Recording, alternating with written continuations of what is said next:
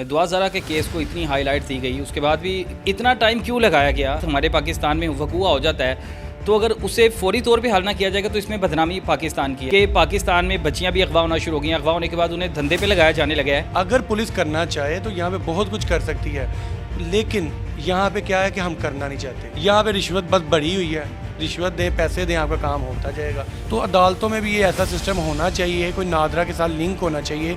Technology का दौर, अब कंप्यूटर्स पड़े होते हैं, जो भी आया उसका वो उसी टाइम उसका वहाँ पे होना चाहिए, इंदराज हो, आपका सारा डाटा सामने आ जाएगा।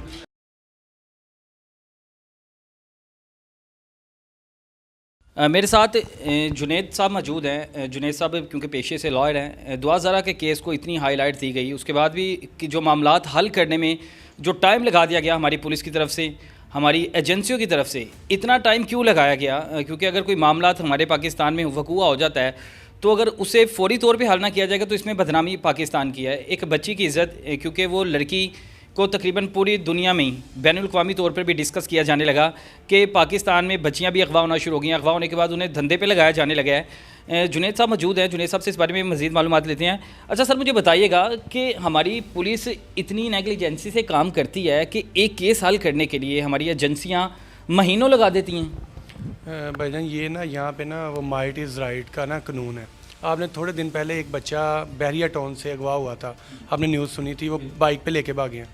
24 घंटों के अंदर अंदर मिल गया, बड़े बाप का बड़ा बेटा, और मिल गया ना 24 घंटे के अंदर अंदर ही मिला आपको। अगर पुलिस करना चाहे तो यहाँ पे बहुत कुछ कर सकती है। ये सिर्फ एक लिंगर ऑन करने के टिक्स होते हैं कि जनाब हमारे पास फ़लाँ टेक्नोलॉजी नहीं थी है, फ़लाँ टेक्नोलॉजी नहीं थी है। हर चीज़ के जब बजट मंजूर होते हैं, अच्छी टेक्नोलॉजीज़ आप लेकर आएँ, 24 घंटे के अंदर अंदर आपके पास मुलजिम हो। लेकिन यहाँ पे क्या है कि हम करना नहीं चाहते। ये एजेंसीज जितनी पुलिस है, ये कुछ भी है, यहाँ पे रिश्वत बस बढ़ी हुई है।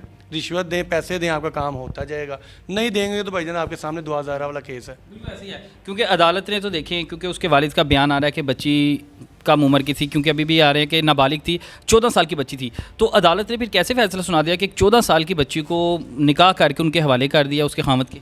अच्छा, ये जब उन्होंने अदालत में उन्हें पेश किया ना, तो उस टाइम उन्होंने वहाँ पे उसकी उम्र 14 साल नहीं, उन्हें यही बताया गया था कि ये 18 साल की है।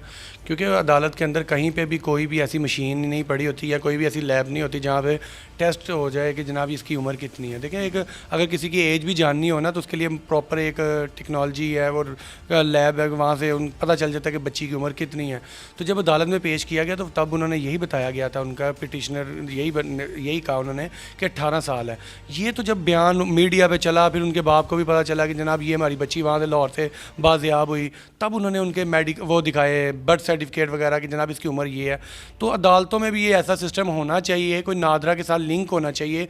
टेक्नोलॉजी का दौर, अब कंप्यूटर्स पड़े होते हैं, जो भी आया उसका वो उसी टाइम उसका वहाँ पे होना चाहिए, इंदराज हो, आपका सारा डाटा सामने आ जाएगा। अच्छा, अब जो क्योंकि कभी बच्ची को देखे निकाह के बाद देखे ना खामद अपने एक घर में रखता है। अब क्योंकि उसके वालिद का ये बयान था कि बच्ची को अगवा किया गया है। अब बच्ची को क्या करता था, उसका खामद कभी एक शहर में जा रहा है, कभी दूसरे शहर में जा रहा है, कभी तीसरे शहर में जा रहा है, कभी कहा जा रहा था अफगानिस्तान ले जाएंगे, बलोचिस्तान ले जाएंगे, यानी दूसरे शहरों में लेके। इस चीज़ की समझ नहीं आई कि क्यों वो इस तरह घुमा फिर रहा था। यकीनन भी इसके पीछे अगवा ही होगा ना। हाँ, ये जो चीज़ें होती हैं, देखें, अगर हम भी बहुत सी कोर्ट मैरिज हम भी करवाते हैं जनाब, लड़के आते हैं, लड़कियां आती हैं, मतलब उनके रिलेटिव्स भी कई दफ़ा साथ होते हैं, तो वो कोर्ट मैरिज करने के बाद अपने घर में ले जाते हैं, या मिनिमम भी हो तो 2-4 दिन या हफ्ता 10 दिन बाहर रखना पड़ता है कि यार गुस्सा ठंडा हो जाए, जो हमारे माशरे का माहौल है, उसके बाद घर में रखा जाता है प्रॉपर एक घरेलू औरत की तरह। अगर ये इस तरह के काम हो रहे हैं कि एक दिन कराची में है और पेशावर है, मुल्तान है, अफ़गानिस्तान की तरफ लेके जा रहे हैं, तो ये यहाँ से ये साइंस है कि वो अगवा किया होगा उसे, तो इसलिए उसे ट्रांसफ़र किया जा रहा है। दूसरी बात अगर मैं करूं, क्योंकि ये पहला केस है, ये तो बहुत ज़्यादा हाईलाइट हो गया, लेकिन इस तरह के कई मामला था, जिस तरह निमरा काज़मी का भी केस था, अभी कई मामला आता है कि बच्चियां अगवा होती हैं, बच्चियों को आगे धंधे पे लगाया जाता है। तो हमारी एजेंसियां इस बारे में क्यों नहीं काम करती कि इन लोगों को जब पकड़ा जाता है या अदालतें सज़ा क्यों नहीं सुनाती। सबसे पहले पकड़ा ही नहीं कोई जा रहा होता। ये जो ह्यूमन ट्रैफिकिंग कर रहे होते हैं, उन्हें लेके कभी उधर जा रहे कभी कुछ, सबसे पहले ना ये हमारी जो यूनियन लेवल पे है ना, ये जो हमारा पुलिस का महकमा है थाना लेवल पे, इनके अपने देखें, वैसे तो 50 FIR में कहते हैं मुखबर ने ये इतला दी, मुखबर ने ये दी, इनके अंदर यहाँ पे सिविल में होना चाहिए, सिविल कपड़ों में फिरे इलाके में देखें कि यार कौन से मशकूक अफराद हैं जो ये लड़कियों के स्कूल्स के बाहर हैं, कॉलेजेस के बाहर हैं, वहाँ से काम स्टार्ट हो रहा होता है। और दूसरी बात, सबसे जो आजकल तेज़ काम चल रहा है सोशल मीडिया, वहाँ पे दोस्तियाँ हो रही होती हैं। माँ बाप को भी ये चेक करना चाहिए, बच्चे को मोबाइल दिया ठीक है, आजकल ऑनलाइन स्टडीज़ हैं, मान लिया देना पड़ता है, लैब ये कंप्यूटर वगैरह दिया है, लेकिन माँ बाप को भी उन पे नज़र रखनी चाहिए, रात को बैठ के अपने आपस में डिस्कस करनी चाहिए, बेटा कोई टेंशन कोई परेशानी, माँ बाप की भी रिस्पॉन्सिबिलिटी है, बच्चे तो टीन एज में होते हैं। तो ये सबसे ज़रूरी है कि दोनों देखें, हम खाली पुलिस को ब्लेम कर दें कि ये नहीं कुछ भी रोक पा रहे, हमारे वालिदैन को भी देखना चाहिए। और सबसे पहले ये है कि सज़ाएँ क्यों नहीं होती, जब तक वो पकड़े नहीं जाते, एक तो ये वजह ये है, अगर वो पकड़े जाएं तो माशाल्लाह हमारा ये जो ट्रायल सिस्टम है, जो पुलिस में हमारा ये हमारा लॉ में हमें दिया हुआ है कि ट्रायल कैसे होना है, उसका कैसे जज़ा सज़ा होनी है, वो इतना लेंथी और इतना मुश्किल बना दिया गया है। ये समरी ट्रायल होना चाहिए, मुख्तसर विद इन 3 या 4 मंथ ये कंक्लूड होना चाहिए, लेकिन नहीं होता, लेंथी बहुत है, साल केस चलते हैं। तो जब तक अगलों को आप एग्जाम्पलरी पनिशमेंट नहीं ना देंगे, तब तक कुछ भी नहीं होना माशरे में। अब 25 के करीब मुलजिम जो गिरफ्तार किए गए हैं, अब उनको क्या दफ़ा लगती है अगर उन पे मतलब जुर्म साबित हो जाता है, क्योंकि अभी तो गिरफ्तारी हुई है, तो अगर उन पे जुर्म साबित हो जाता है उनको क्या सज़ा मिलेगी? जी देखिए, अभी उन पे उन्होंने अगर वो उन्होंने किया है तो सबसे पहले उन्होंने FIR लॉन्च करनी है, साबित भी बाद में होता है। अच्छा, बाहर के मुल्क में क्या होता है कि पहले इन्वेस्टिगेशन होती है फिर FIR लॉन्च होती है, हमारे इधर पहले FIR होती है फिर इन्वेस्टिगेशन होती है।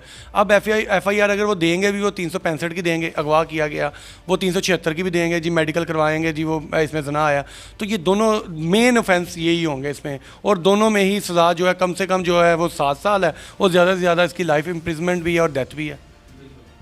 जी बिल्कुल, ये दुआ ज़ारा के जो मुजरमान पकड़ लिए गए हैं, मुलजिम पकड़े गए हैं, अब अगर उन पर जुर्म साबित हो जाता है तो उनको क्या सज़ा दी जाएगी वो भी आपको जुनैद साहब ने बता दिया है, लेकिन हमें जितनी भी मज़ीद मालूमात मिलती रहेगी हम उससे आपको आगाह करते जाएंगे। अपने मेज़बान तलहा नवीद को दीजिए इजाज़त, फिर मिलेंगे। अल्लाह हाफ़िज़।